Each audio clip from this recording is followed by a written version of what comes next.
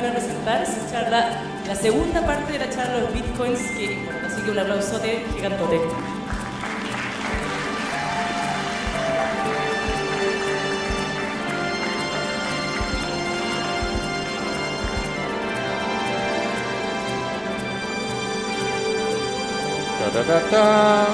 Hola, Felipe. buenas noches. Hola. Buenas tardes, buenas noches. Buenas noches, ¿cómo están? Bueno, Vamos a bienvenidos. partir. Vamos- ¿Partamos? ¿Partís tú? Parte, por favor. Partamos resumiendo lo que vivimos la última vez en la charla.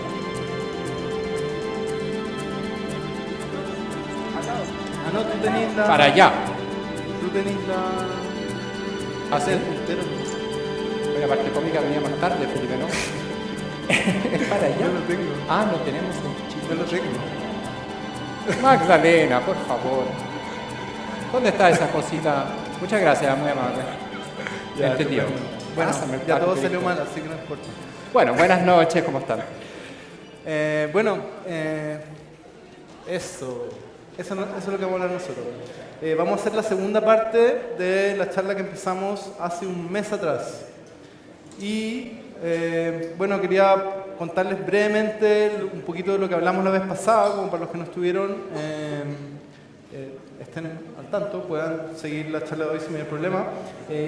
Hablamos rápidamente hicimos una pequeña historia del dinero, hablamos de lo que habían sido los dineros commodity, en que el mayor ejemplo era el oro, ¿ya? Como que el oro fue por miles de años como el estándar monetario y de alguna manera tenía la gracia de que representaba un trabajo que ya había sido realizado y era el almacenamiento de ese valor que ya existía, ¿ya? Y a partir de 1971, entre el 71 y el 76, se termina en la historia de la humanidad de usar el oro como reserva de la creación de las monedas de los estados, ¿ya? Entonces se acaba lo que se llama el patrón oro y se crea lo que se llama el dinero fiat. Dinero fiat, así como dice la Biblia, fiat lux, hágase la luz, porque el dinero fiat puede ser creado a discreción de los bancos centrales y generalmente se crea en la forma de deuda, ¿ya? Entonces pasamos del modelo de los commodities, en el fondo que es un valor que ya se trabajó y que se acumula, a un dinero que de alguna manera nos permite gastar hoy día un valor que todavía no se ha creado, ¿ya? Y luego eso produjo, ese cambio en la base monetaria de los años 70 en adelante, produce el aumento de manera casi exponencial de la base monetaria en todo el mundo y llegamos rápidamente a la crisis de 2008, a la crisis inmobiliaria, ¿ya? Y en ese contexto, en ese específico contexto, surge Bitcoin el año 2009, ¿ya? Y aparece como fue la solución a un problema que era lo que se llamaba el problema del doble gasto, ¿ya? Y Daniel les va a contar un poco en qué consistía ese problema. Claro, yo tengo que hacer otro pequeño resumen, si me permites seguir con la slide. Respecto a lo que habíamos hablado la vez anterior, nosotros hablamos mucho del modelo, de cómo íbamos a modelar, digamos, el dinero en esta cosa del Bitcoin. Y una de las primeras cosas que dije enseguida es que no vamos a modelar la moneda, sino vamos a modelar la transferencia de dinero, o sea, el hecho de que yo le pase de una dirección a otra dirección el dinero. Y al focalizarnos en esa estructura, podemos ya pedirles varias propiedades de esa estructura. Podemos decir que cuando yo saco 2 Bitcoin de una cierta dirección, esos 2 Bitcoin tienen que ir a otra dirección. No puedo estar creando nuevos dineros en ese momento. Y lo otro que vimos también era que había una firma digital que solamente las personas que eran dueños de esa dirección, que tenían una llave privada, podían emitir, de tal manera que nadie podía, digamos, sacarle dinero a mis propias direcciones. Una cosa interesante de eso era que las direcciones no tenían que ser registradas, o sea, yo no tenía que ir con mi nombre a decir yo quiero abrir una cuenta corriente en Bitcoin, sino que simplemente podía inventar un número que por ser tan grande, por haber tantas posibilidades de número, constituía algo que de ninguna manera otra persona había usado anteriormente, y por lo tanto con eso, que se llama una llave privada, podía obtener una dirección y podía firmar sobre mi propia dirección Bitcoin. Obviamente todas las direcciones parten en cero. Entonces tenía varias formas de asegurar, digamos, cosas en torno a una transacción, en torno a una transferencia en particular, pero tenía un problema. Y el problema es justamente, como decía Felipe, el problema del doble gasto. ¿Qué pasa en el fondo cuando yo digo te voy a transferir este dinero y la transferencia se ve bien, se ve como un cheque, ¿verdad? Donde dice el monto, etcétera? ¿Cómo me asegura que tú tengas fondos? Como no hemos registrado la cuenta corriente, nadie está llevando los balances, La forma más como habilosa que había acá era decir, simplemente guardando todas las transacciones que se han hecho alguna vez en la historia. Entonces, si ustedes se imaginan que la cuestión partió, ponte tú, con una cantidad X de Bitcoin y nunca varió la cantidad de Bitcoin, que es bastante real en todo caso, entonces cuando yo transfiero a una parte, esa parte luego ya tiene un balance positivo, porque en ese lugar pasé Bitcoin para ese lugar y de ahí lo puedo transferir a otro lugar y así van encadenándose, van ensamblándose las transacciones y eso es lo que muestra este dibujo. ¿Y cómo puedo yo saber cuánta plata tengo? Bueno, son en el fondo dineros que se me han transferido a mi dirección, pero que aún no he gastado. Eso se llaman las salidas no gastadas, las UTXO. Lo vamos a ver más adelante, que son bien interesantes.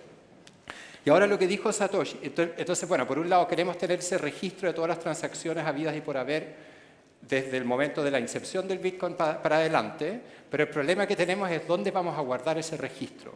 Sabemos asegurar una transacción en particular, pero no queremos entregarle ese registro a una entidad central. Entonces, lo que dice Satoshi Nakamoto, que nadie sabe si existe, pero dijo, yo tengo una forma de hacer que ese registro esté descentralizado, haya muchas copias de ese registro dando vuelta, que cualquiera pueda participar en almacenar ese registro y, por lo tanto, nadie es dueño del registro y nadie puede manipularlo y nunca me la van a poder bajar. Y al lograr eso, matemáticamente, en cierta forma, o digamos como un algoritmo, asegura la consistencia de todos los bitcoins y el hecho de que este dinero efectivamente se transfiera y no haya formas de estafa hasta ahora conocidas en torno al bitcoin.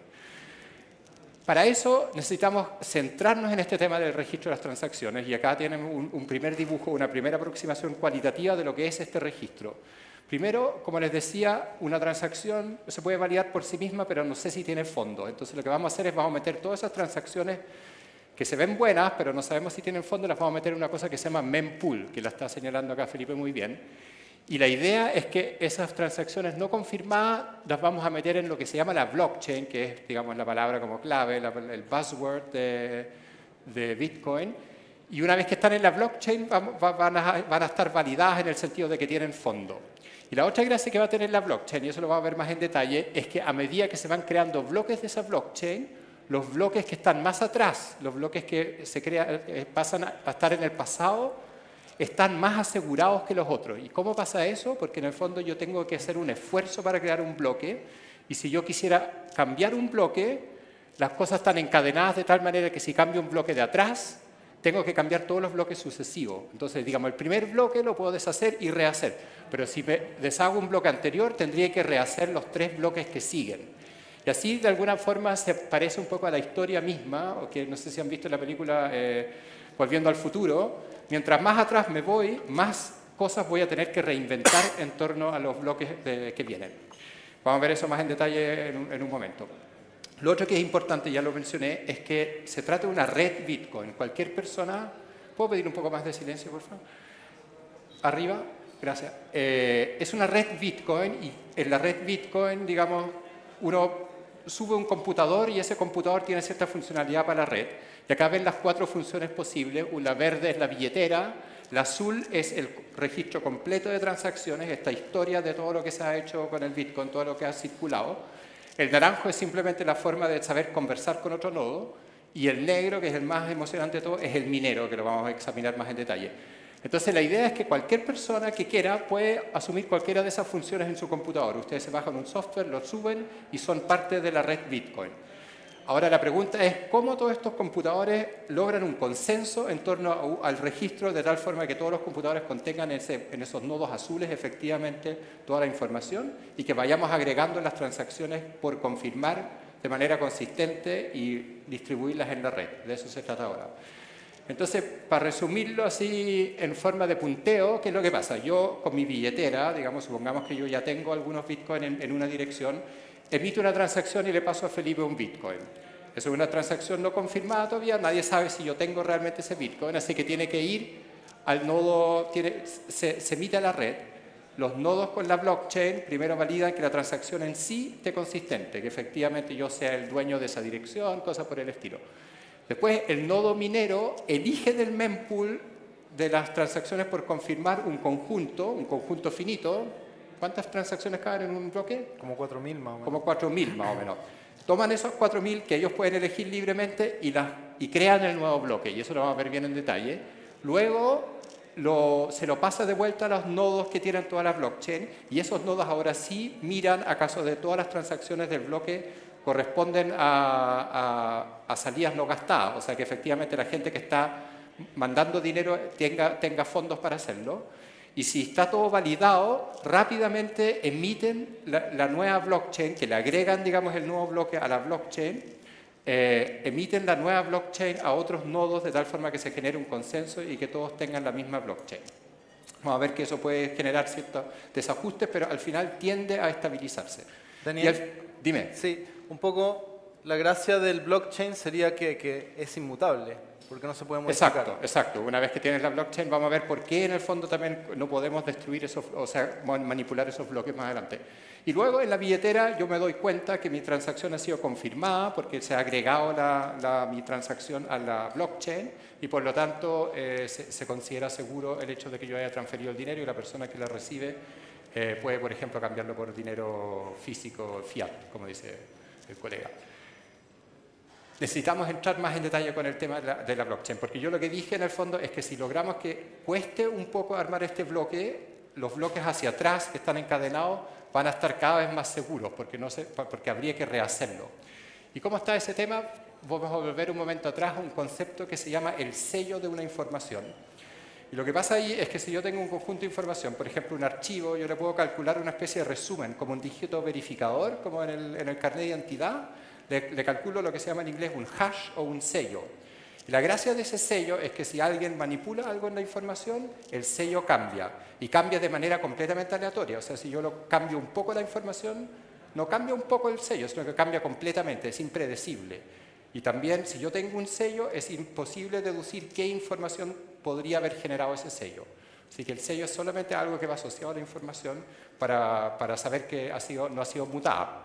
Es fácil calcular sellos, por lo demás. Entonces, ¿qué es lo que se hace cuando se crea un bloque? Se toman las transacciones que elegimos del mempool, se calculan sellos a partir de cada una de las transacciones, se encadenan esos sellos en lo que se llama como un arbolito, en un árbol de Merkle, hasta llegar a un solo sello que representa solamente esas transacciones.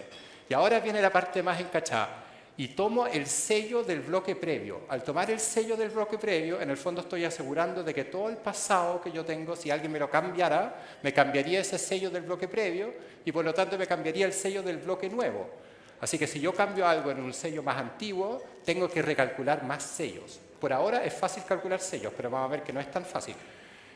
Además, y por eso mismo, hay un parámetro azul que se llama nonce o parámetro libre, que yo lo puedo cambiar a mi albedrío y calcular el sello. Es como una especie de variable a escoger y vamos a ver cómo ya la escojo.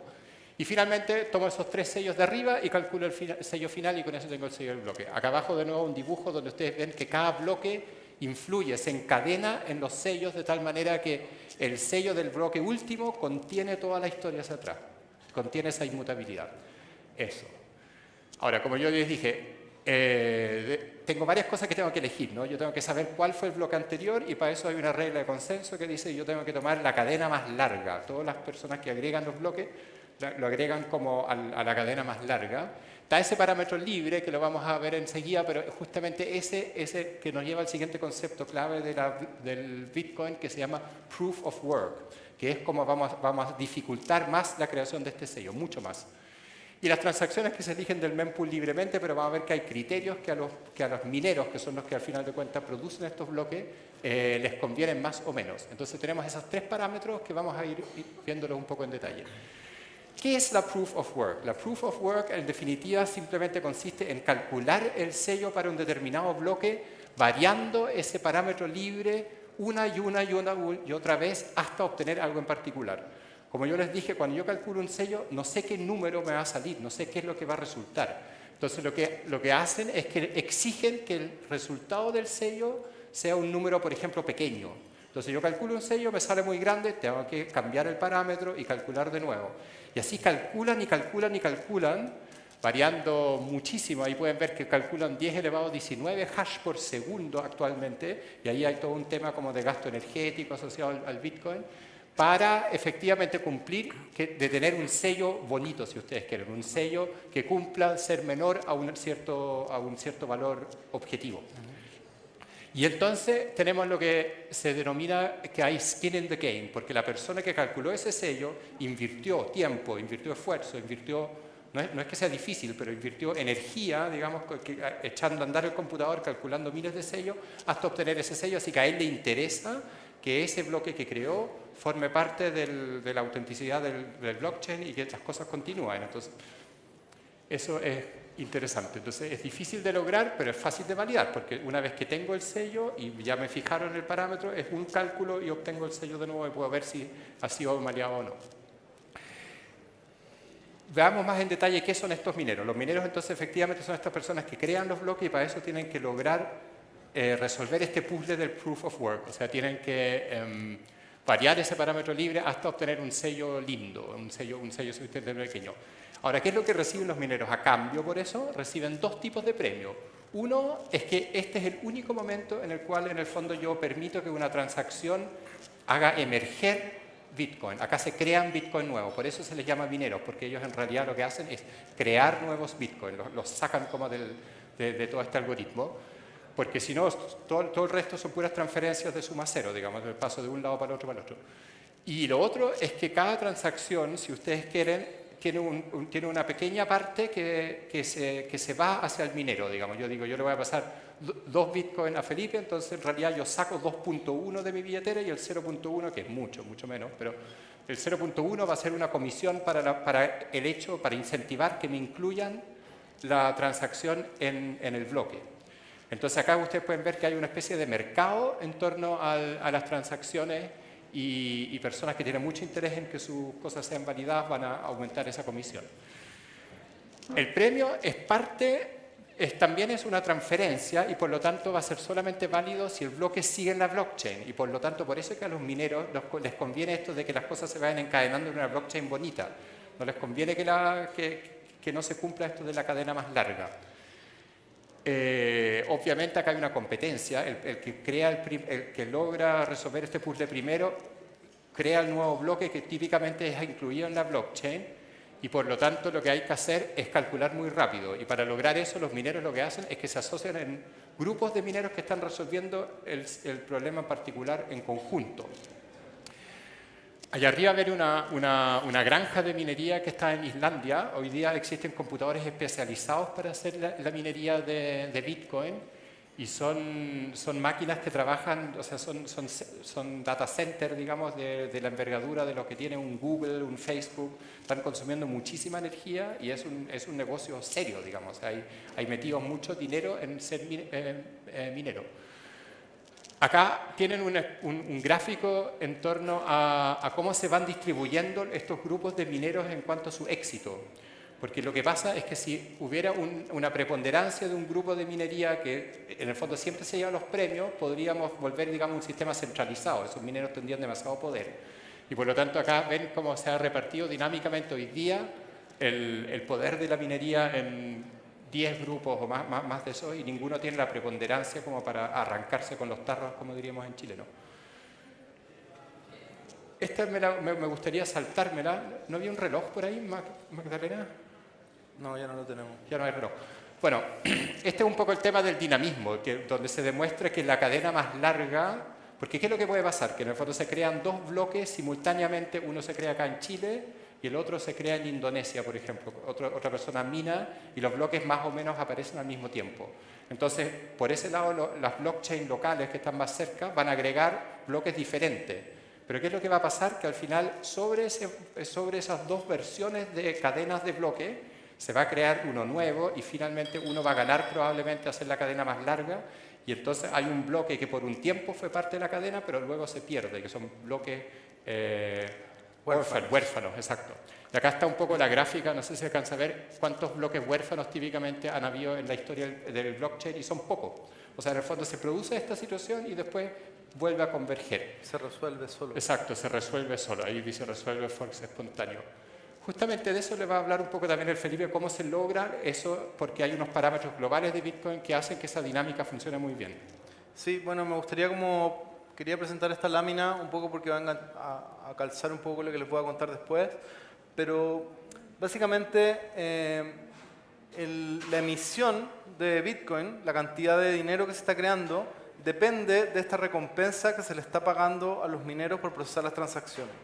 Entonces habíamos dicho que la dificultad del trabajo que ellos tienen que hacer es tal para que ellos resuelvan en promedio cada 10 minutos creen un nuevo bloque, ¿ya? Y esto es importante porque da suficiente tiempo para que el bloque se propague por toda la red existente, ¿ya? Y no se empiecen a acumular bloques que luego pueden quedar huérfanos porque no se propagaron bien, ¿ya? Exacto. Y bueno, en términos de la emisión, aquí podemos ver un gráfico que nos muestra claramente cómo esta recompensa, que sería la línea roja, esta es la emisión monetaria, el crecimiento, digamos, anualizado. Entonces, podemos ver cómo es un decrecimiento exponencial en que los primeros años se produce la mayor parte de los bitcoins y luego cada 4 años esta recompensa, que inicialmente era de 50 bitcoins por cada bloque, se empieza a reducir a la mitad. Entonces tenemos que el año 2012 fue la primera de estas reducciones, en que bajó de 50 a 25, y el año 2016, el año pasado, fue la segunda, en que bajamos a 12,5. Y esto va a seguir, el año 2020 van a ser 3,75, no, menos, 3,25, no sé. Bueno, no es tan importante la matemática. La mitad, y la mitad, y la mitad, y la mitad, y la mitad. Entonces, esto va produciendo, la curva azul es la cantidad de bitcoins en existencia, y podemos ver cómo al principio, los primeros años, crece rápidamente. Ahora estamos ahí en torno al 70%. En este momento existen como 16 millones de bitcoins, y se van a crear en total 21 millones de bitcoin el año tentativamente 2144, ¿ya? Claro. Entonces, aquí vemos cómo se crea una gran cantidad de moneda en los primeros años para estimular la economía de Bitcoin, pero luego esto se va reduciendo cada vez más. Entonces lo va convirtiendo en un bien que es cada vez más escaso. Claro. Y eso en cierta forma justifica que a medida que esto funcione, en el fondo hay una garantía de que no se van a crear nuevos Bitcoin y a medida que el algoritmo está bueno, hay un tope. Por eso se le compara con el oro, porque se sabe desde ya que nunca van a haber más de 21 millones de Bitcoin. Sí, otro tema de la comparación con el oro es que esta curva, yo ya no sé cuál es cuál, esta curva se hace cada vez más difícil porque cuando uno hace minería de minerales, cada vez se va haciendo más difícil sacar más, porque se va agotando las vetas, entonces hay que ir a más profundo, claro, etc. menor ley. Sí. ¿Esta? Sí. Sí, entonces, hasta el momento nos gustaría hacer como un resumen de algunas de las características que tiene la red de Bitcoin, un poco a partir de la explicación técnica que ha dado Daniel, ¿ya?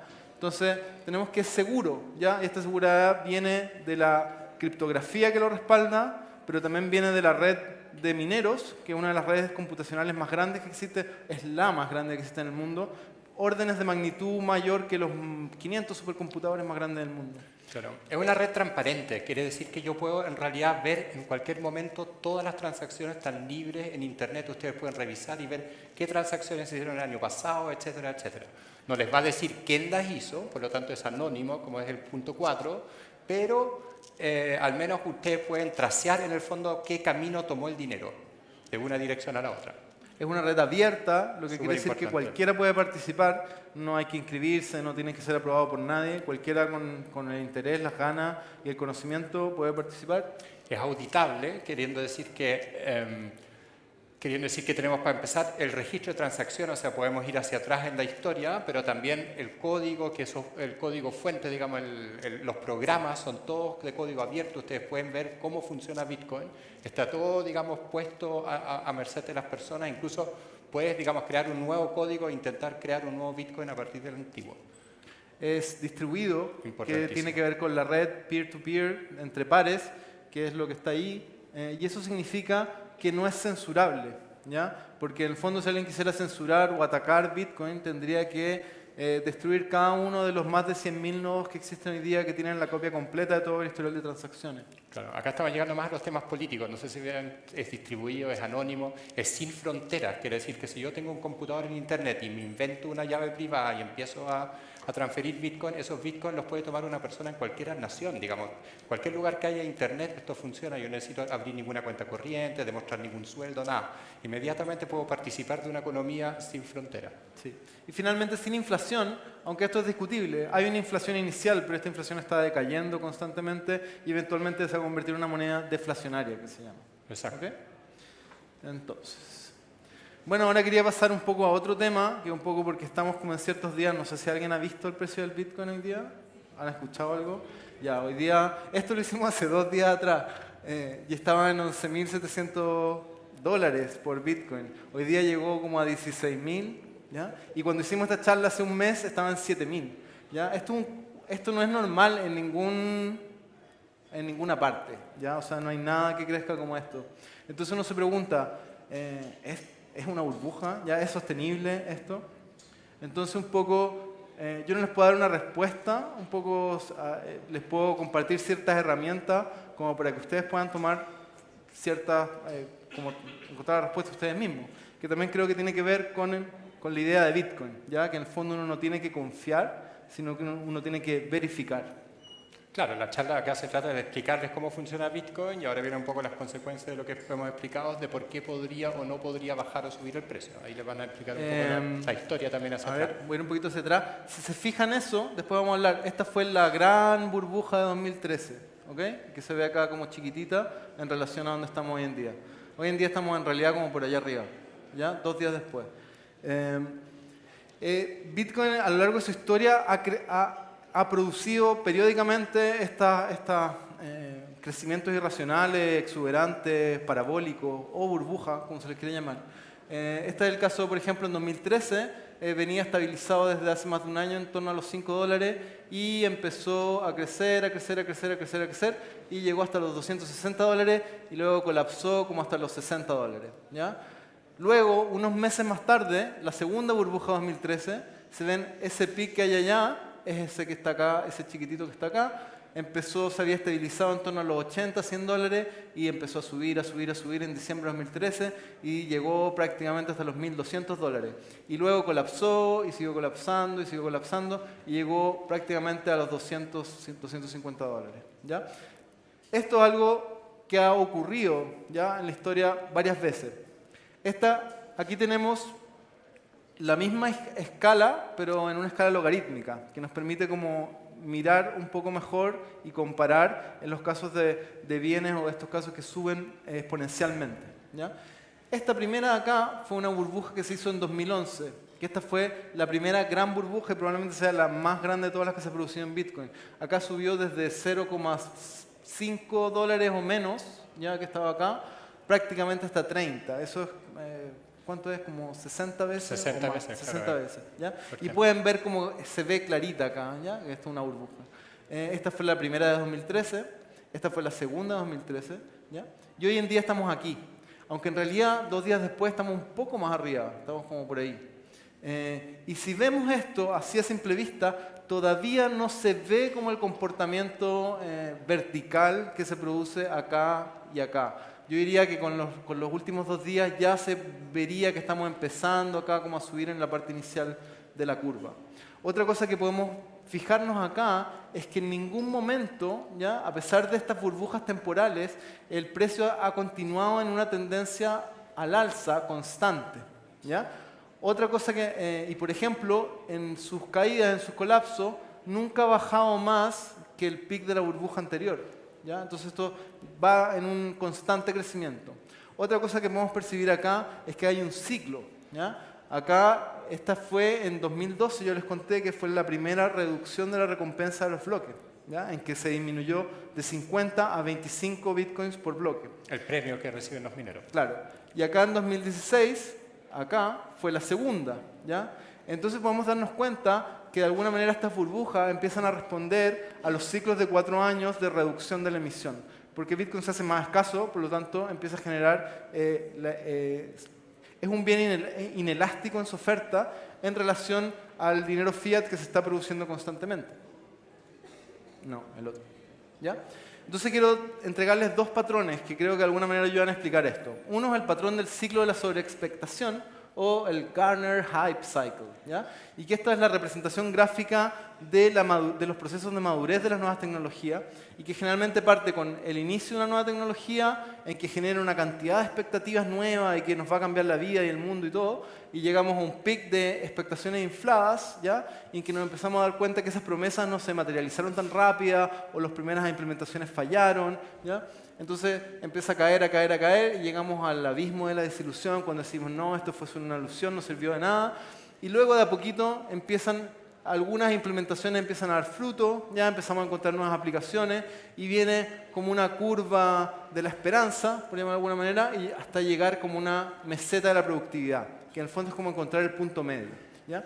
Y este ciclo de Gartner representa muy bien las burbujas que se han ido produciendo y lo hacen por una razón muy sencilla, que es que nosotros como seres humanos tenemos la tendencia a sobreestimar los efectos de una tecnología en el corto plazo, pero tendemos a subestimarlo en el largo plazo. Creemos que las cosas nos van a cambiar la vida de la noche a la mañana, pero no nos damos cuenta lo que va a pasar en 10, 15, 20 años, ¿ya? Entonces, quiero mostrarles otro patrón, ¿ya? Y estas son las curvas S de adopción tecnológica. Esa S es por curva sigmoide, que es una curva de crecimiento exponencial. Y estas curvas son las curvas de adopción que han tenido las nuevas tecnologías.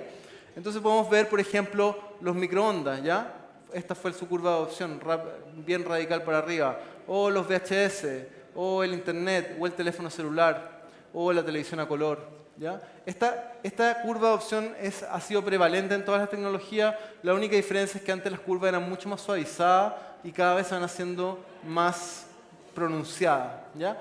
Y si analizamos por la escala de adopción que tiene Bitcoin hoy día, que está como en torno al 1% o 0,5% según a quien le pregunten, esto estaría recién empezando en la curva S. Ya estaríamos pasando de la etapa de la irrupción a la etapa masiva, de empezar a hacerse masivo, ¿ya? Entonces, esto nos indica que todavía queda mucho por crecer, ¿ya? Finalmente, me gustaría darles una referencia visual, ya, del tamaño, del volumen, porque escuchamos miles y miles y millones de dólares y uno realmente como que no siempre tiene la manera de comparar con qué eso significa.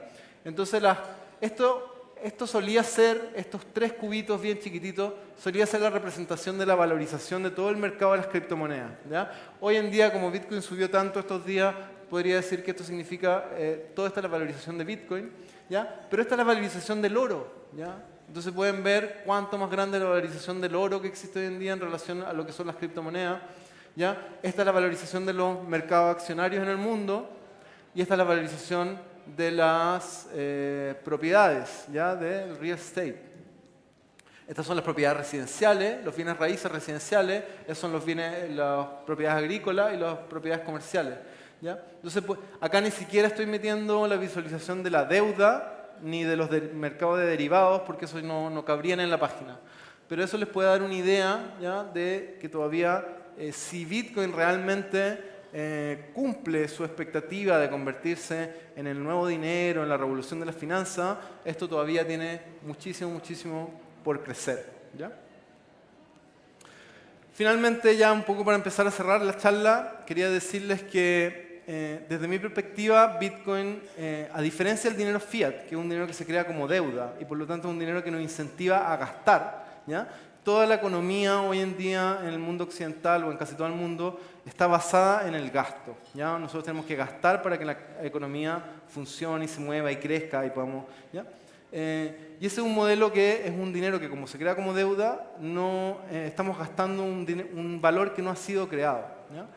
Con Bitcoin volvemos un poco al modelo de los dineros commodity, en que primero tenemos que trabajar para ahorrar, ¿ya?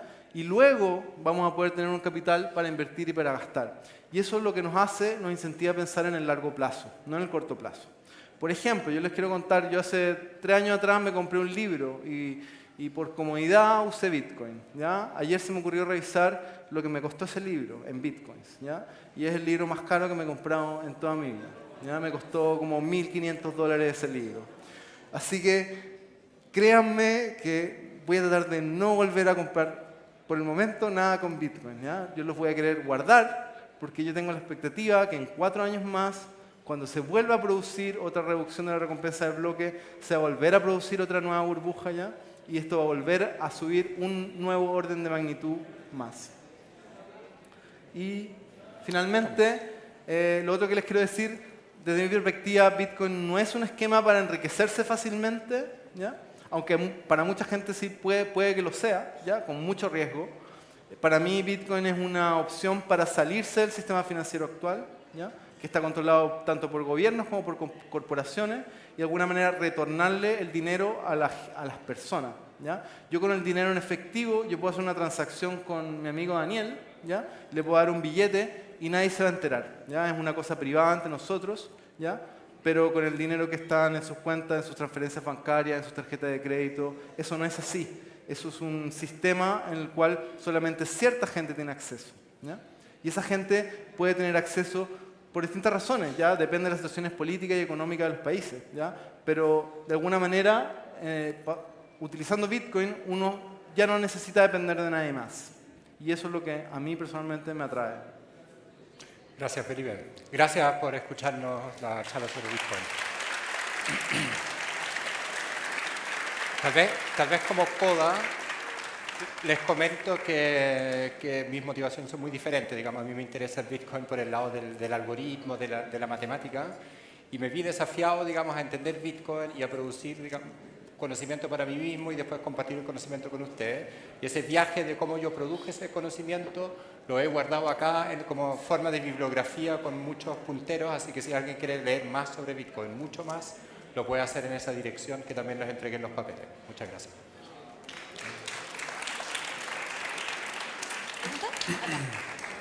¿Cuántas criptomonedas existen? ¿Qué probabilidad hay de que exista alguna vez una criptomoneda controlada por algún gobierno? Sí, po. Trump, por ejemplo. Ya existen. ¿Sí? Sí. Eso.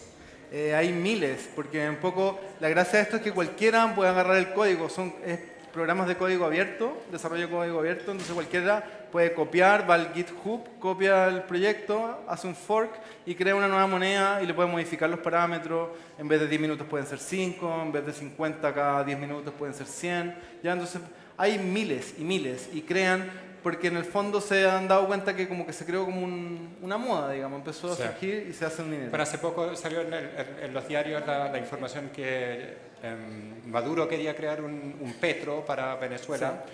El tema es que si tú creas una criptomoneda con autoridad, o sea, para un cierto país, eventualmente toda la ventaja que vimos aquí de distribuirlo y el buscar este consenso no te sirve mucho, más bien te limita, porque como vimos, hacer circular Bitcoin demora, o sea, son 10 minutos que pasan de un bloque al otro a propósito para que exista esta propagación y todo eso, y por lo tanto, en mi opinión, por lo menos el Bitcoin, esa variante de criptomoneda, más bien sirve de reserva de valor que como circulante.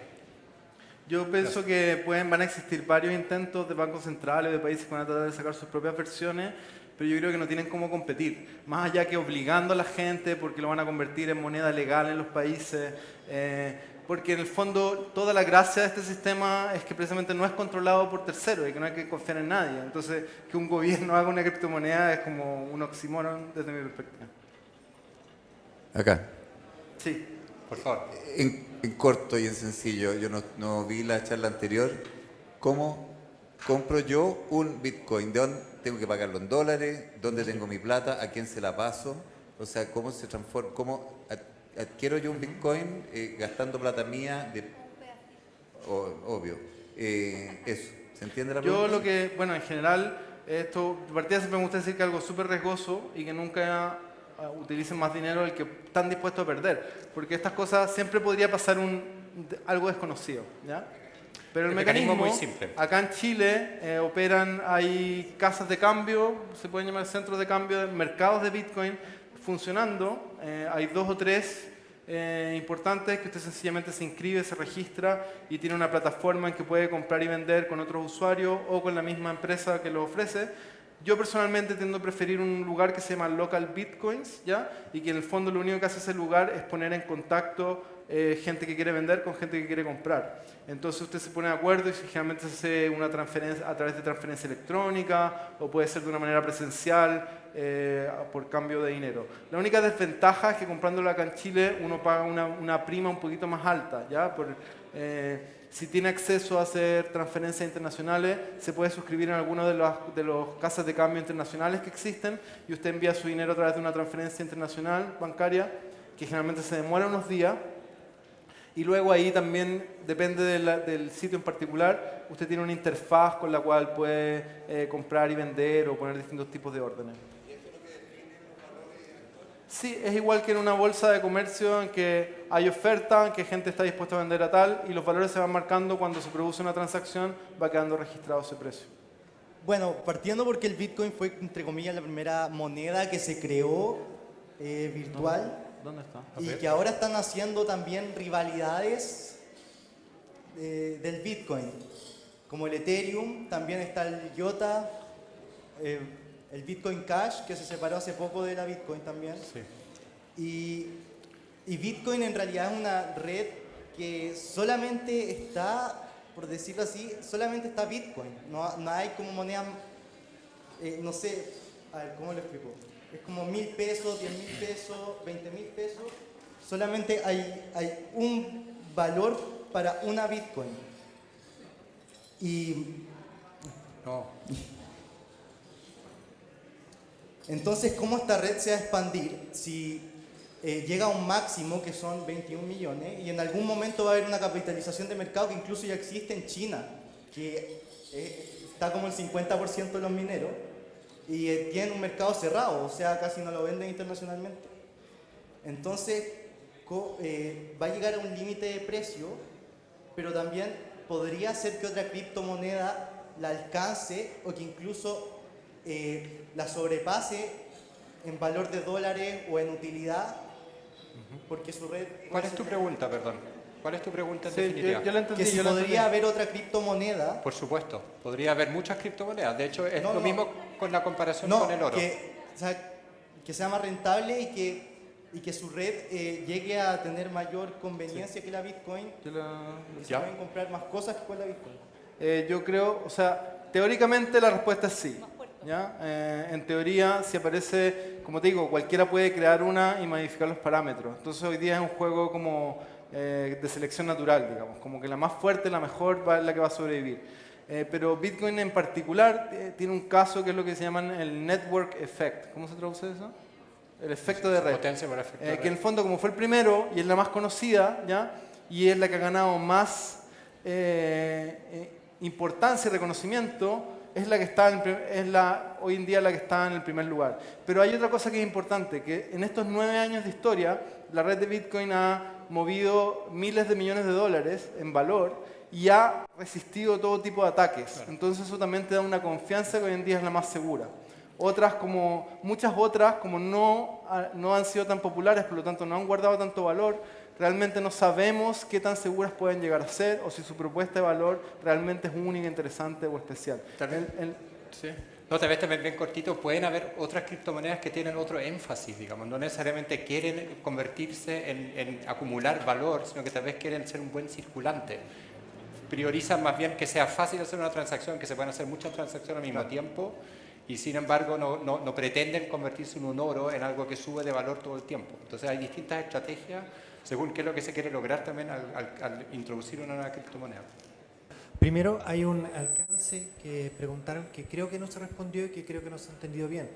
En algún minuto, cuando se vendan los 21 millones de bitcoins, va a seguir creciendo de valor. Hoy se vende, supongamos que un bitcoin se vende por $1.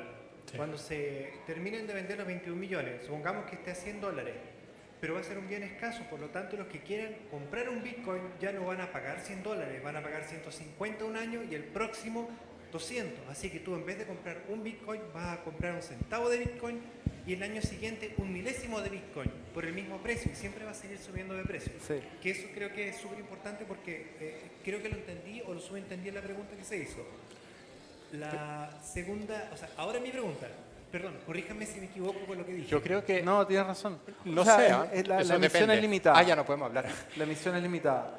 Por lo tanto, lo que mucha gente no sabe o no piensa es que tiene 8 decimales, ¿ya? O sea, una 100 millonésima de Bitcoin se llama un Satoshi y esa es una unidad que hoy en día es transable. O sea, si uno no puede... uno puede empezar a transar subdivisiones muy pequeñas de esto. Entonces, eso también da espacio para que su valor pueda subir muchísimo o su escasez puede ser muy grande, Pero y por igual satisfacer una demanda gigantesca. Ahora, por otro lado, si tú lo comparas con el oro, no pasa eso. Digamos, todos sabemos que el oro es finito, no hay nuevas reservas grandes de oro, sin embargo, el precio del oro se terminó estabilizando más o menos, ¿no? Entonces, puede pasar algo parecido acá. Yo no veo que esa lógica sea obligatoria de que va a seguir subiendo simplemente así lineal. O sea, lo que se supone, por lo menos con lo que yo explicaba de la curva S, es que hay un momento de crecimiento exponencial, pero llega un punto en la curva que eso se estabiliza, que es cuando alcanza a saturar de alguna manera el mercado existente. Y eso puede pasar, no sé, en 5, 10, 15 años más. Ok, ahora mi pregunta, perdón, no se escuchaba. ¿Qué pasa cuando un actor desaparece del mercado? Supongamos yo, Jorge Rojas, tengo mi Bitcoin, lo uso para comprar café muy caro, pero en algún minuto me muero. ¿Qué pasa con esos Bitcoins que quedan en el sistema y que dejan de participar de transferencias? ¿Qué va a pasar cuando todos los dueños de los Bitcoins... Muy buena pregunta. Muy entretenida pregunta. Cuenta la historia del personaje que está buscando su... Bueno, efectivamente, como Bitcoin no es una empresa, sino que es un protocolo, ¿ya? No hay nadie que te pueda responder si tú no guardas o te haces cargo de tu llave privada, que es la que te permite gastar los Bitcoins.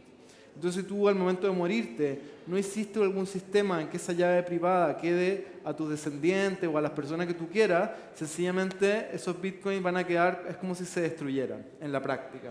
Van a seguir estando ahí en el libro, pero nadie los va a poder mover. Hay varias historias como divertidas sobre Bitcoin que están hoy en día congelados. Por ejemplo, hubo una red que se llamó la red de la ruta de la seda, sobre un tipo que empezó a transar drogas y todo tipo de cosas y finalmente cayó preso. Y hay muchos dineros libres, no gastados, que siguen dando vueltas ahí, que nadie los gasta porque él ahora está preso y ya no tiene acceso a sus llaves. Hay un personaje que perdió sus llaves y está buscando sus llaves privadas, digamos, su acceso a su cuenta Bitcoin. Entonces, dentro del basurero, porque hay 80 millones de dólares hoy día en eso y no se pueden sacar. Efectivamente, esos bitcoins están congelados, se le llama. Entonces también es como, te da una gran herramienta, pero un gran poder, pero también una gran responsabilidad. Porque si tú no eres capaz, te permite ser tu propio banco, como dicen, pero si tú no eres capaz de cuidar y resguardar tus llaves de la manera adecuada, puedes perderlo y todo, sin ninguna posibilidad de recuperar. Creo que había una última. Hola. Por favor. Hola. ¿Acá? Hola, buenas noches. Acá. Ya, sí te veo. O sea, te veo ya, yo quiero hacer dos preguntas. La primera pregunta tal vez tiene un poco de relación con la pregunta anterior. Y es que hemos visto un alza en el precio del Bitcoin los últimos años. Y mi pregunta es, ¿este precio se va a estabilizar? ¿Y cuándo debería pasar eso? Y la segunda pregunta es desde el punto de vista de una perspectiva de alguien que esto es súper nuevo, me dedico a un área totalmente distinta.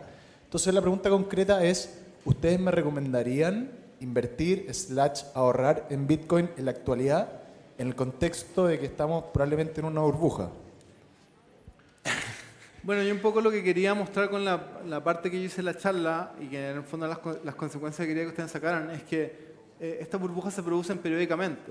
Por lo tanto, lo ideal sería esperar a que esta burbuja en particular en la que estamos ahora se resuelva y lleguemos a la meseta de estabilidad, que ese es un buen momento con menos riesgo, ¿ya? Lo que no te puedo decir hoy es si la burbuja en la que estamos hoy día va a parar hoy día, mañana, o va a llegar a $100.000 antes de reventar, ¿cachai? Entonces, esa decisión solamente la puedes tomar tú. Claro. Y sobre el precio al cual se podría estabilizar, hoy en día se está hablando que el Bitcoin sirve más como medio de reserva de valor que como medio de intercambio. Lo que se utiliza tradicionalmente como reserva de valor en el mundo es el oro. El oro tiene una capitalización de mercado alrededor de los 7 trillones de dólares gringos, que son 7 millones de dólares. Bitcoin tiene una capitalización de mercado que hoy día son 250.000 millones de dólares. Estamos hablando de una diferencia más o menos de 30-40 veces. O sea, si el Bitcoin llegara a suplantar el oro como forma de reserva de valor, podría crecer unas 30-40 veces más hasta llegar a un punto en que ya sea lo suficientemente grande como para que su precio se estabilice y ya no tenga tanta volatilidad como hoy en día. pero eso es completamente incierto. Nadie les puede asegurar que eso va a llegar a ese punto. Bueno, muchas gracias. Hemos llegado al fin. Ojalá que hayan disfrutado de la charla. Hasta luego.